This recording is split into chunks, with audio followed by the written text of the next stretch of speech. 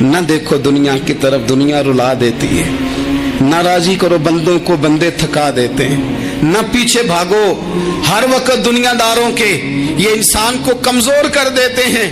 وہ تو کریم ہی بڑا ہے، 2 آنسو زمین پر بعد میں گرتے ہیں، بندے کے گناہ سارے پہلے معاف فرما دیتا ہے۔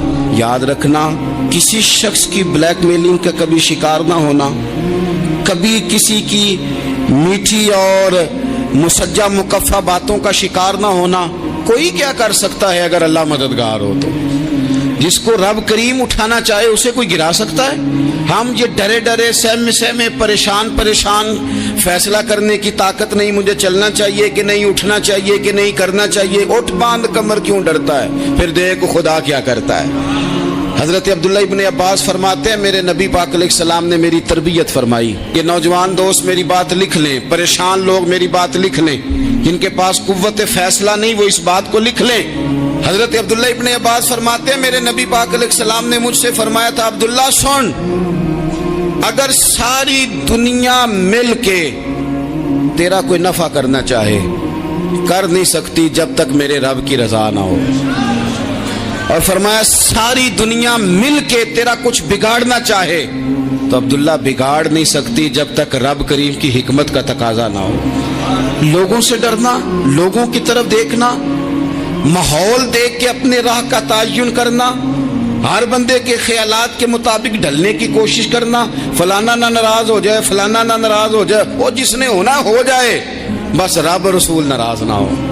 اپنی زندگی میں اپنے مالک کو مولا جان کے، بل اللہ مولاکم، اللہ تمہارا مولا ہے، وہو خیر الناصرین، وہ بہترین مددگار ہے۔ توجہ جب بھی کریں رب کی جانب کریں، اپنے دل کا قبلہ درست رکھیں، سوچوں کے زاویے سیدھے رکھیں۔ میرے بھائی،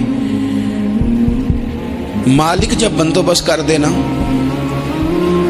جب مالک بندوبست کر دے، پھر ایسا بندوبست کرتا ہے کہ لوگوں کے پاس نا چارہ نہیں رہتا۔ حضرت مریم رضی اللہ تعالی عنہا پاک باز تھی، مسجد میں رہی تھی، پر مالک کی حکمت کے تقاضے بڑے عجیب ہے نا۔ پھر جناب مریم کو اللہ تعالیٰ نے بغیر شوہر کی اولاد عطا کر دی۔ یہ بات ہی ایسی تھی، وہ کسی نے کہا تھا کہ مخلوق تو فنکار ہے اس درجہ کے پل بھر میں سنگے در کعبہ سے بھی اصنام تراشے، تم کون ہو کیا چیز ہے داغے کبابی، لوگوں نے تو مریم پہ بھی الزام تراشے۔ تو لوگوں نے کہا کدھر سے لے آئی بچہ، تیرا باپ تو ایسا نہیں تھا، کہاں سے لے آئی؟ اللہ کرے میں آپ کو سمجھا سکوں، ذرا اپنے آپ کو وہاں کھڑا کریں کہ ایک پاک باز عورت، پاک باپ کی بیٹی، طیب ماں کی بیٹی، اور اللہ کے گھر میں پرورش پانے والی خاتون، ایک وہ وقت اور ایک یہ وقت کہ اس عورت کو کٹہرے میں کھڑا کر کے پوچھا جا رہا ہے کہ معاذ اللہ تیری گود میں بچہ جائز نہیں ہے، کہاں سے لائی ہے؟ اب خود سے صفائیاں بندہ کتنی کو دے، کتنی کو وضاحتیں کرے۔ اور میں نے تو اپنی زندگی میں دیکھا ہے، زیادہ وضاحت دینے والے کو بھی لوگ جھوٹا سمجھنے لگ جاتے ہیں، زیادہ وضاحت دینے پر بھی لوگ کمزوری کا اظہار سمجھتے ہیں کہ کمزور پڑ گیا۔ آپ صلح کی کوشش کرتے ہیں، سامنے والا بزدل سمجھ لیتا ہے، زیادہ وضاحتیں بھی کمزور کر دیتی ہیں۔ اب حضرت مریم کو کٹہرے میں کھڑا کر کے کہا بچہ کس کا ہے؟ تو پھر خدا بندوبست جب کرے، اللہ جب مددگار ہو، تو پھر حضرت مریم کی گواہی درختوں سے نہیں دلوائی، اس نے پتوں سے نہیں دلوائی، پھر فرشتے نہیں بھیجے۔ حضرت مریم کہنے لگی مجھ سے نہ پوچھو، وہ جو پنگوڑے میں ہے اسی سے پوچھ لو، ان سے پوچھو نا، وہ کون ہے پوچھ لو، ان سے کر لو سوال۔ انہوں نے کہا پنگوڑے میں چند دنوں کا بچہ، یہ جواب دے گا؟ مددگار تھا رب،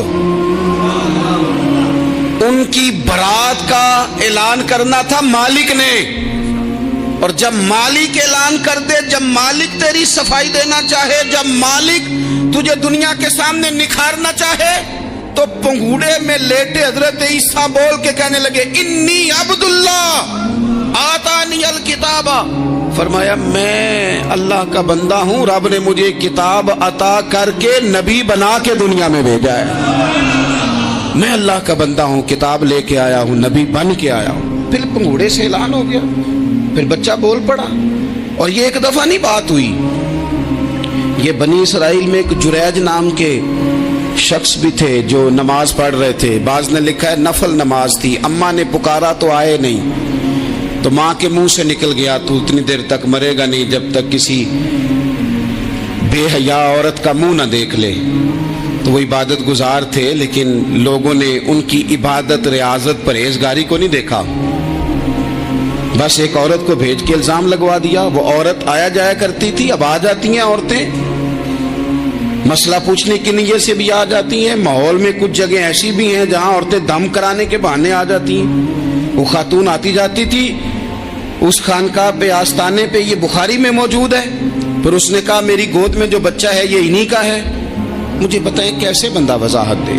حالات خراب ہو گئے، لوگ کٹیا جلانے لگے، ماحول اور طرح کا بن گیا۔ میرے نبی پاک علیہ الصلوۃ والسلام فرماتے ہیں پھر اس رب کے بندے نے کہا مالک تو کریم ہے، تیری مشیت کا تقاضا آیا جو میری ماں نے جملے بولے تھے، پر اب میں وضاحت دینے کے قابل نہیں رہا، اب تو ہی کرم کرے گا تو دروازہ کھلے گا۔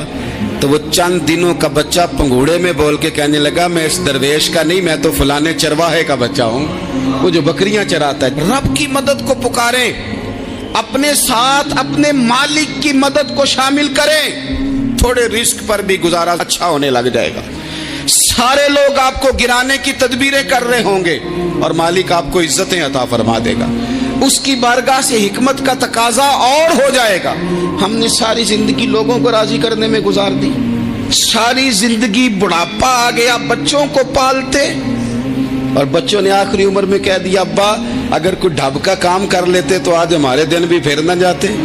ساری زندگی گزار دی بہن بھائیوں کو راضی کرنے میں، ساری زندگی گزار دی ذمہ داریاں اٹھانے میں، ان کو 99 دفعہ دیا، ایک دفعہ نہیں دیا تو انہوں نے کہہ دیا تو نے تو کبھی دیا ہی نہیں، تو تھا ہی نہیں۔ ساری زندگی محلے داروں، علاقے والوں کو راضی کرنے میں گزار دی۔ اور میں نے ایسے لوگ بھی دیکھے دین کے لیے وقت گزارا، لیکن جب بڑھاپے میں دانت کام نہ کرتے تھے تو وقت کے مفتیوں کو بھی مسجدوں کی کمیٹیوں نے کہہ دیا اب آپ کی سمجھ نہیں آتی، ہم نے خطیب کو یور رکھنا ہے۔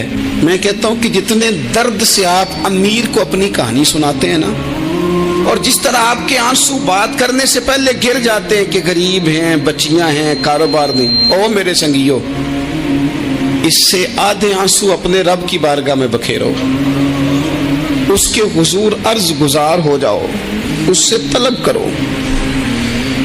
ایک وقت انسان پر زندگی میں ایسا آتا ہے کہ اسے یوں محسوس ہوتا ہے کہ میرا سایہ بھی ذرا سا پیچھے ہٹ گیا ہے، اسے یوں لگتا ہے کہ میں کسی سہارے پہ ہاتھ ڈالتا ہوں تو وہ بھاگ جاتا ہے مجھ سے۔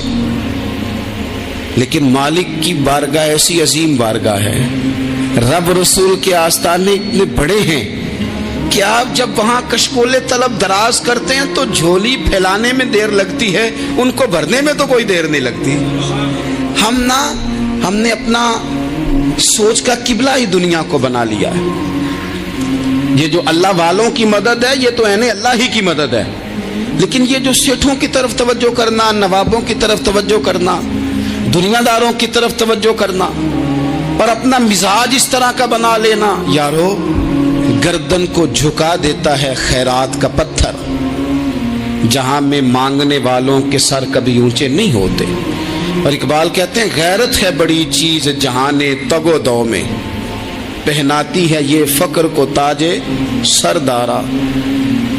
میں عرض کروں گا کہ اپنی آپ جب توجہ کا قبلہ اللہ رسول کو بنائیں گے تو رب فرماتے ہیں وَيَرْزُقْهُ مِنْ حَيْثُ لَا يَحْتَسِبُ، میں نہ تجھے وہاں سے رزق دوں گا جہاں سے کبھی تیرا گمان بھی نہیں کیا ہوگا، یہاں سے بھی مل سکتا ہے، تو نے سوچا بھی نہیں ہوگا۔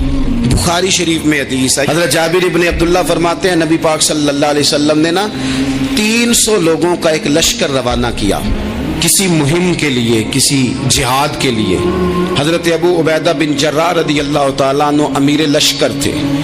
فرماتے ہیں غربت اتنی زیادہ تھی، بھوک اتنی زیادہ تھی کہ ایک ایک کھجور دن میں ایک وقت کھانے کو ملتی تھی، اور کچھ دن ایسے آئے کہ اب کھجور بھی نہیں مل رہی۔ فرماتے اتنی زیادہ بھوک لگی مجاہدین کو 300 بندہ پتے کھا کے گزارا ہونے لگ گیا۔ یہ بخاری میں موجود ہے۔ آپ فرماتے ہیں کہ دریا کے کنارے ہمارا پڑاؤ تھا، ٹھہراؤ تھا، جب بھوک سے نڈھال ہو گئے نا، وَيَرْزُقْهُ مِنْ حَيْثُ لَا يَحْتَسِبُ، اللہ وہاں سے روزی دیتا ہے، گمان بھی نہیں ہوتا۔ فرماتے ہیں ایک مچھلی اللہ تعالیٰ نے دریا کے کنارے بھیجی، فرماتے ہیں وہ تھی تو مچھلی پر پہاڑ جتنی تھی۔ بخاری میں لفظ ہیں، حضرت جابر ابن عبداللہ رضی اللہ تعالیٰ عنہ فرماتے ہیں 300 آدمی 18 دن تک اس مچھلی کو کھاتے رہے، مچھلی ختم ہی نہیں ہوئی۔ مچھلیاں نہیں، مچھلی کہتے ہیں 18 دن 300 بندہ کھاتا رہا، مچھلی ختم ہی نہیں ہوئی۔ اور فرماتے ہیں کہ اس کی ہڈی نکال کے، کانٹا کہیں گے آپ اپنی زبان میں، کہتے ہیں وہ نکال کے نا تو اس کو کھڑا کیا نا جب، تو اونٹ کجاوے سمیت اس کے بیچ سے گزر جاتا تھا، 2 اس کے کانٹے جوڑے۔ فرماتے ہیں وہ اس کا گوشت ہم کھاتے تھے اور اس کی چربی بطور تیل کے ہم جسموں پہ ملتے تھے، بیماروں کو اس سے سکون آتا تھا، تندرستی شفا ہوتی تھی۔ فرماتے ہیں ہم کھایا بھی ہم نے، اور کچھ لے کے ہم مدینے بھی گئے، اور قربان جائیں نبی پاک نے بھی اس میں سے کھایا۔ ہم نے عرض کی حضور یہ معمہ کیا ہے، یہ ماجرا کیا ہے؟ تو محبوب نے فرمایا تمہارے پاس غذا نہیں تھی، رب نے تمہارے لیے بندوبست کیا ہے، اللہ نے تمہیں دیا ہے۔ مکان شروع کر لیا، ایک صاحب نے وہ مکان بنانے لگے، آپ وہ حساب لگا رہے ہیں، کہتے ہیں میرے پاس اتنے پیسے ہیں، اتنے میں نے فلانے دوست سے کہنا ہے اس نے دے دینے، اتنے فلانے رشتہ دار سے کہنا ہے اس نے دے دینے، اتنے فلانے سے کہنا ہے اس نے دے دینے۔ یہ ساری کاپی بنا کے مکان شروع کر لیا۔ جو روز کہتا تھا نا کوئی حکم ہو جاتے دسی، سب سے پہلے اس کو کہا میاں پیسے چاہیے دین، وہ کہندا ہو کل ہی منڈا ٹوریا ہے، کدے تو پرسوں 10 داتے لب جانے سن۔ میں آپ کو اپنے تجربے کی بات بتا رہا ہوں۔ جن لوگوں کا خیال ہوتا ہے نا کہ آپ سٹارٹ کریں فلانا کام، ہم آپ کے ساتھ ہیں، اللہ کا ہی کوئی نظام ہے، وہ بالکل بھی نہیں ساتھ ہوتے۔ لیکن ایسا نہیں ہے کہ کوئی ساتھ نہیں ہوتا، اللہ تعالیٰ بڑے اسباب پیدا کرتا ہے، وہاں سے دیتا ہے جہاں سے گمان بھی۔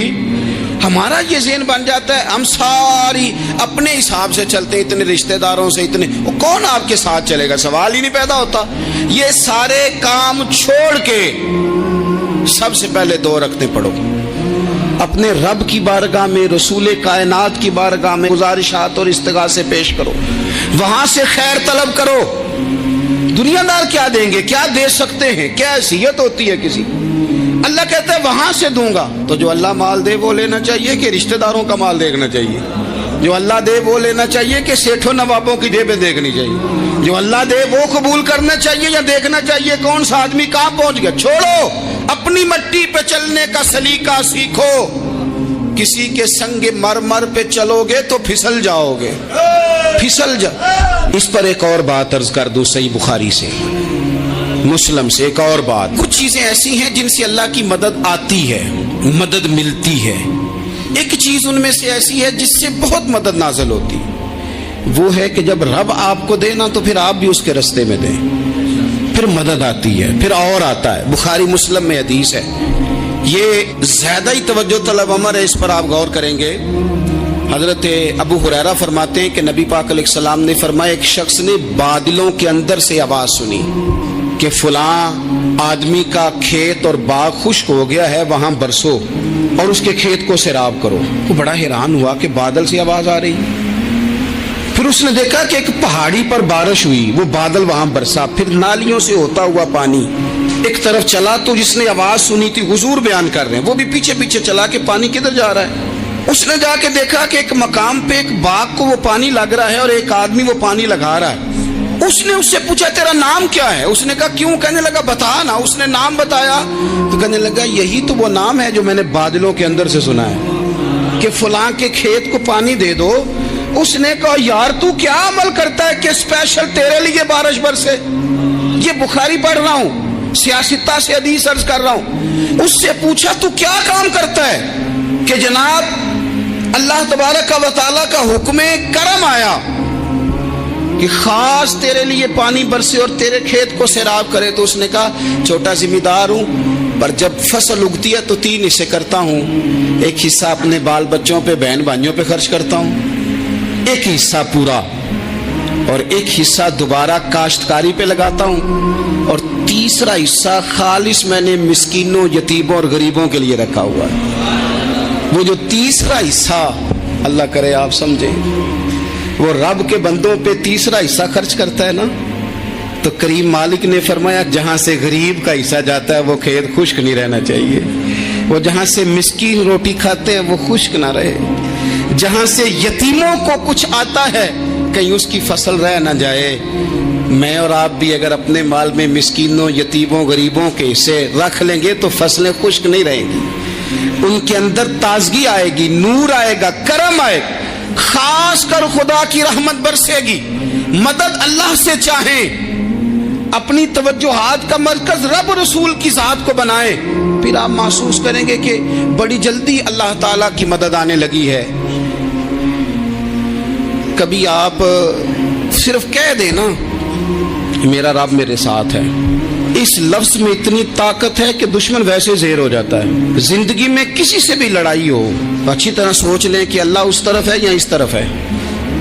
اگر آپ زیادتی پہ ہیں تو پھر رب مظلوم کی جانب ہے۔ اگر اللہ کی مدد آپ کے ساتھ ہے تو دنیا کی کوئی طاقت آپ کو گرا نہیں سکتی، اور اگر آپ مظلوم کے مقابلے میں ظالم بن کے آپ کھڑے ہو گئے ہیں اور آپ نے رویہ وہ اختیار کیا ہے کہ جس میں مدد نہیں آئے گی، تو پھر یاد رکھ لیں کہ آپ کوئی بھی ہیں، کہاں بھی ہیں، آپ کمزور ہیں۔ طاقتور تھے ابتدائے اسلام میں، ظاہری طاقت تھی کفار مکہ کے پاس، وہ ڈنڈوں سے مارتے تھے غریبوں کو، ان کے ہاتھوں میں ڈنڈے تھے، پر خدائی طاقت ان مظلوموں کے ساتھ تھی۔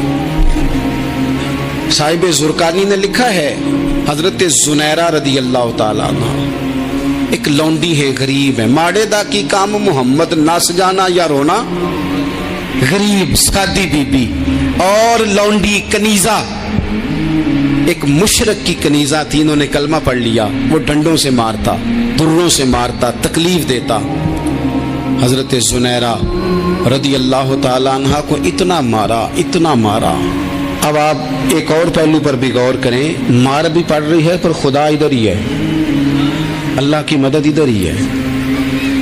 رب کہتا ہے کہ پہلے تو صبر کرنا، ان اللہ مع الصابرین، تو صبر کرے گا تو پھر رب کی معیت ملے گی، ذرا ٹھہرنا، تو تھوڑا ڈٹنا۔ ان الذین قالوا ربنا اللہ ثم استقاموا تتنزل علیہم الملائکہ، تو کہے اللہ میرا رب ہے، پھر تو پہلے ڈٹ، پہلے تو نے ڈٹنا ہے۔ ثم استقاموا، جو ڈٹ گیا، تتنزل علیہم الملائکہ، ڈٹنے والے کے لیے مدد آتی، پہلے تھوڑا ٹھہرنا پڑتا ہے، پہلے تھوڑا صبر کرنا پڑتا ہے، حوصلہ کرنا پڑتا، اس کے بعد مدد آتی۔ مار پڑ رہی ہے، مارا جا رہا ہے، حضرت زنیرہ کو ان کا مالک جو ہے ظاہری آقا وہ مار رہا ہے، یہ کنیزہ ہے، اتنا مارا، اتنا مارا، ان کی بینائی چلی گئی، نظر آنا بند ہو گیا۔ ابو جہل آیا اور کہنے لگا زنیرہ دیکھا نا ہمارے بت تیری آنکھیں لے گئے، معاذ اللہ، لات و منات ہمارے بتوں نے تجھے اندھا کر دیا۔ اب ایسا نہیں ہے کہ بی بی روتی جا رہی ہے، روتی جا رہی ہے، مایوسی مایوسی، معاذ اللہ، پریشانی، غریبی بڑی ہے، پوچھنے والا کوئی نہیں، یہ باتیں نہیں۔ کیا جملے ہیں خاتون کے، کیا لفظ ہیں۔ ابو جہل نے تنزیہ کہا، معاذ اللہ، کہنے لگا دیکھا نا ہمارے بتوں نے تجھے اندھا کر دیا۔ تو جناب زنیرہ آنکھوں کی بینائی گئی ہے، رات کو گئی ہے، دکھ ابھی تازہ ہے، لیکن اللہ پہ جو توکل ہے، اپنے مالک سے جو رشتہ ہے وہ اتنا مضبوط ہے، اتنا طاقتور ہے، اس میں اتنی گہرائی ہے کہ حضرت زنیرہ بول کے نا اتنی قوت سے بولی، اتنی طاقت سے بولی کہ پورے کفر پر لرزہ طاری ہو گیا۔ فرمانے لگی تمہارے بتوں کی کیا اوقات ہے کہ وہ میری بینائی لے جائیں، یہ میری رب کی حکمت کا تقاضا ہے۔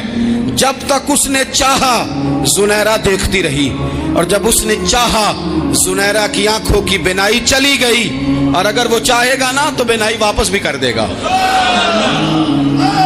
اگر ہو ذوق یقین پیدا تو کٹ جاتی ہیں زنجیریں، اگر وہ چاہے گا تو بینائی آ بھی جائے گی۔ حضرت زنیرہ نے رات کو یہ لفظ کہے، ابو جہل اور سارے کفار ڈر کے سن کے چلے گئے، آپ اطمینان سے آ کے بستر پہ سوئی۔ جب سویرے اٹھی تو اللہ نے آنکھوں کی روشنی واپس کر دی تھی۔ आंखों की अब छड़ी पकड़ी है, बाजारों में घूमती है, कहती है बुलाओ किधर है तुम्हारे नातो मनात, देखो मेरे रब ने रोशनी वापस कर दी, आकर मेरे साथ इधर आ, सितमगर हुनर आजमाए, तू तीर आजमा हम जिगर आजमाए। बीमार लोगों याद रखो, कह दिया डॉक्टर ने कि तू बड़ा बीमार है, तू बड़ा कमजोर है, ये हो गया वो हो गया, तो डॉक्टर अपने इल्म के मुताबिक बात कर रहा है, होगा तो वो जो मेरा रब चाहेगा। कमजोर हो जाना, परेशान हो जाना, तकलीफ में आ जाना, पता नहीं बात हो गई है तो जाने क्या हो जाएगा। अपनी जिंदगी के अंदर अपने रब से रिश्ता मजबूत करें, रसूल कायनात से रिश्ता मजबूत करें, अल्लाह वालों से रिश्ता मजबूत करें। हजरत जुनैरा ने पैगाम दिया कि जिंदगी में जो जीना चाहते हैं तो वो रब का नाम लेके जी सकते हैं, जो अपनी जिंदगी में खुशियां देखना चाहते हैं तो रसूलुल्लाह के नाम पर खुशियां देखी जा सकती हैं। तवक्कुल की बुनियाद पर बंदा खुशियां ले सकता है, और अगर इंसान में तवक्कुल नहीं है तो फिर वो इस काले जादू से भी डर रहा है, वो नीले से भी डर रहा है, वो पीले से भी डर रहा है, वो फलाने से भी डर रहा है, वो मेरे खिलाफ फलाना रिश्तेदार साजिश कर रहा है तो डर रहा है, फलाना मेरे बारे में ये कर रहा है तो डर रहा है, वो पता नहीं दुनिया इधर हो जाएगी तो क्या हो जाएगा, उठ बांध कमर क्यों डरता है, फिर देख खुदा क्या करता है। तो इस सारी गुफ्तगू का निचोड़ आपको ये अर्ज किया है। सबसे पहले तो ये कि मैदानों में मदद भी अल्लाह की, रिस्क में मदद भी अल्लाह की, फसलें खुश्क हों तो मदद फिर भी अल्लाह करे, तो फिर सारी मदद, और अगर इंसान बीमार हो तो फिर भी मदद अल्लाह की। तो अपने अल्लाह की जानिब तवज्जो को बढ़ाएं, आप अल्लाह से मदद के सवाली बने। तिरमिजी की एक हदीस है, मैं आपको जिंदगी का तजर्बा बताता हूँ कि जब मैं बड़ा परेशान होता हूँ तो ये वाली रवायत खोल लेता हूँ, मज़ा देती है। मेरे नबी पाक अलैहिस्सलाम ने फरमाया, अपने दुख सेठों नवाबों को ना कहना, मालदारों का ना कहना, वरना अल्लाह तुम्हें कभी गनी नहीं करेगा।